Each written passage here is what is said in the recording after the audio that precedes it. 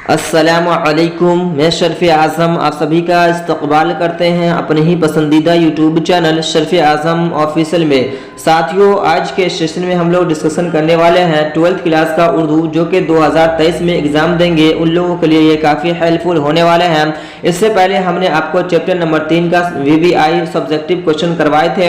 अगर आप नहीं देखे हैं तो प्ले लिस्ट में जाएंगे और वहाँ से चैप्टर बाय चैप्टर आप जाकर देख सकते हैं। आज हम आपको चैप्टर नंबर 3 का ही VVI उर्दू ऑब्जेक्टिव करवाएंगे और ये पार्ट नंबर 6 है। तो अगर आप नए हैं तो इस चैनल को जरूर सब्सक्राइब करके बेल आइकन प्रेस कर देंगे, क्योंकि हम आपको इस पे जो है 10th और 12th का उर्दू चैप्टर बाय चैप्टर पढ़ाते हैं और वही जो आपके एग्जाम में डायरेक्ट क्वेश्चन पूछे जा सकते हैं। तो चलिए इस सेशन को हम स्टार्ट करते हैं। जिस भी क्वेश्चन का आपको आंसर पता हो कमेंट करके जरूर बताते रहिएगा। तो चलिए आज का पहला क्वेश्चन है आपको जी, बाज पुराने लफ्जों की नई तहकीक क्या है? बताइएगा, ये खाका है, मजमून है, या फिर आपको दास्तान है, या फिर इंशाया है? तो देखिए आपको जो है पहला चैप्टर है खाका। ये खाका कौन लिखे हैं? तो ये मिर्जा फरहतुल्लाह बेग लिखे हैं। ये कौन लिखे हैं? मिर्जा फरहतुल्लाह बेग लिखे हैं, जो कि कुछ मेरी कुछ नज़ीर अहमद की कहानी, कुछ मेरी और कुछ उनके ज़मानी है। और आपको मजमून जो है इसमें आपको 3 चैप्टर मिल जाएंगे, जिसमें पहला चैप्टर है मिट्टी का तेल, जो कि ख्वाजा हसन निज़ामी लिखे हैं, और दूसरा चैप्टर है आपको बाज पुराने लफ्जों की नई तहकीक, जो कि सैयद सुलेमान नदवी साहिब लिखे हुए हैं। तो ये आपको हो जाएगा ऑप्शन बी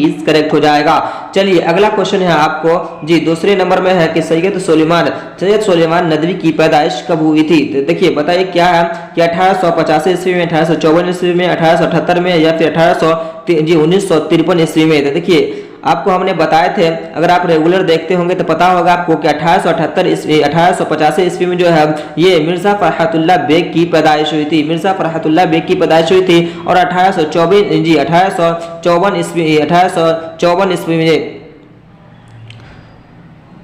में जी 1884 ईस्वी में जो है ये सैयद सुलेमान नदवी की पैदाइश हुई है। कहाँ हुई है? दसना में हुई है, जो कि अब नालंदा में पड़ता है। और नालंदा कहाँ? ये पटना में पड़ता है। ऑप्शन बी करेक्ट हो जाएगा। चलिए अगला क्वेश्चन आपको क्वेश्चन नंबर 3 में क्या कह रहा है कि जी अल्लामा इकबाल क्या है कि अल्लामा शिबली नुमानी के शागिर्द कौन थे? अल्लामा शिबली नुमानी के शागिर्द कौन थे? अहमद जमाल पाशा, ख्वाजा हसन निज़ामी, सैयद सुलेमान नदवी, या फिर वजीर आगा? तो देखिए सैयद सुलेमान नदवी साहब जो है ये ही इनके जो है क्या थे? ये इनके शागिर्द थे। क्या थे? शागिर्द थे। और आपको पूछा जाता है कि अल्लामा शिबली नुमानी की वफात कब हुई थी? तो याद रखिएगा ये 1914 ईस्वी में जो है इनकी वफात हो गई थी। तो इस क्वेश्चन का जो आंसर होगा आपको ऑप्शन सी करेक्ट हो जाएगा।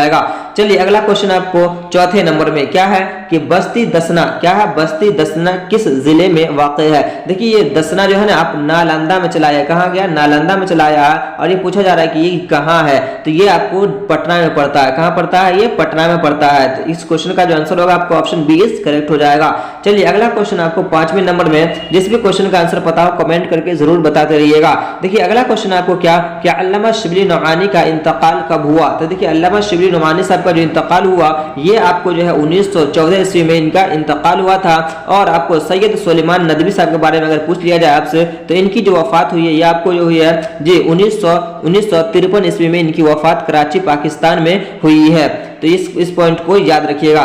चलिए अगला क्वेश्चन है आपको जी 6ठे नंबर में आपको क्या है कि सैयद सुलेमान नदवी के वालिद का क्या नाम था? देखिए सैयद सुलेमान नदवी साहब के जो वालिद का नाम है वो आपको हो जाएंगे सैयद अबुल हसन हो जाएंगे। क्या हो जाएंगे? सैयद अबुल हसन, यानी कि ऑप्शन ए करेक्ट हो जाएंगे। चलिए अगला क्वेश्चन है आपको जी, अगला क्वेश्चन क्या है आपको कि खातून की तालीम किसका मजमून है? देखिए खातून की तालीम जो है ये किसका मजमून है? तो ये जो है आपको सैयद सुलेमान नदवी साहब का ये मजमून है। और ये सबसे इनका पहला मजमून है, जो कि पटना के रिसाला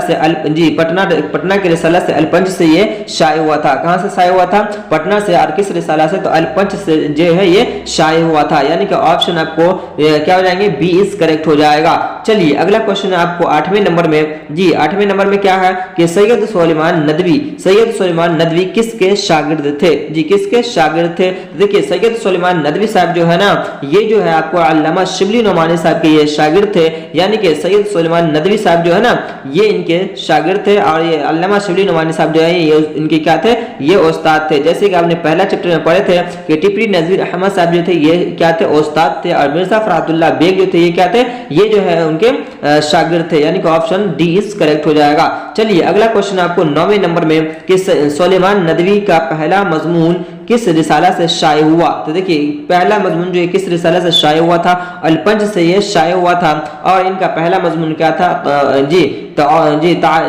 खातून की तालीम था। क्या था, खातून की तालीम, जी खातून की तालीम था। चलिए आपको अगला है 10वें नंबर में कि हयात शिबली किसने लिखा। हयात शिबली जो है किसने लिखे थे, तो सैयद सुलेमान नदवी साहब जो है या इनके हयात शिबली भी लिखे थे, और जो है जी शिबली नुमानी साहब जो है ये सीरत पे किताब लिख रहे थे, जिनके पहला जिल्द को मुकम्मल कर दिए थे और दूसरा जिल्द शुरू ही किए थे कि इनकी वफात हो गई थी। तो ये जो है सैयद सुलेमान नदवी साहब जो है यानी कि सीरत पे जो है ये 6 जिल्दों में उनकी किताब को मुकम्मल किए और अपने उस्ताद मुहतरम यानी कि अल्लामा शिबली नुमानी साहब का जो है सपना को वो पाए तकमील तक पहुंचा दिए, यानी कि ऑप्शन डी इज करेक्ट हो जाएगा। चलिए अगला क्वेश्चन आपको 11वें नंबर में कि सैयद सुलेमान नदवी की वफात कब हुई थी। तो देखिए सैयद सुलेमान नदवी साहब की जो वफात हुई थी ये आपको 1953 ईस्वी में, जी 1953 ईस्वी में कराची में इनकी वफात हुई थी, और ये 1950 ईस्वी में ये पाकिस्तान चले गए थे,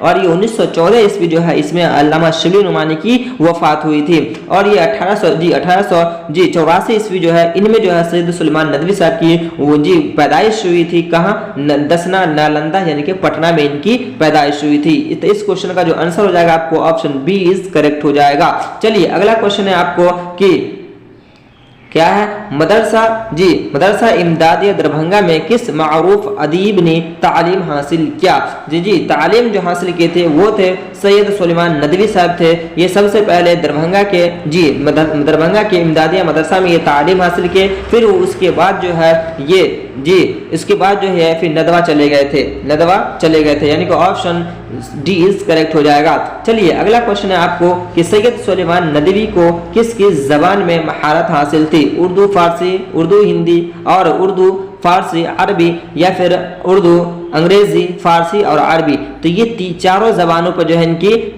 महारत हासिल किए हुए थे, यानी कि उर्दू भी, अंग्रेजी भी, फारसी भी और अरबी भी, ये चारों जबानों पे जो है ये क्या किए थे, महारत हासिल किए हुए थे। ये सारे जितने भी क्वेश्चन हमने करवाए हैं ये सारे आपको BVI है, इन सबों को रट लेना है। बाकी अगर आपको और भी चाहिए, आपको चैप्टर बाय चैप्टर और हर क्वेश्चन का आंसर चाहिए, तो मेरे दिए गए नंबर पे आप राब्ता कीजिएगा और कुछ फी लगेगा वहाँ से आप जो है उसे हासिल कर लीजिएगा। क्या है नंबर 9570256371। इस पे आप जो है SMS कीजिएगा या फिर कॉल कीजिएगा, वहाँ से आपको कुछ फी लगेगा और वो सारा चैप्टर आपको, सारा PDF आपको मिल जाएगा। अगर वीडियो पसंद आए तो लाइक कमेंट शेयर जरूर कीजिएगा और अपने दोस्तों के पास जरूर शेयर कीजिएगा। तो मिलते हैं नेक्स्ट वीडियो में, तब तक के लिए जज़ाकल्लाह खैरन जज़ा।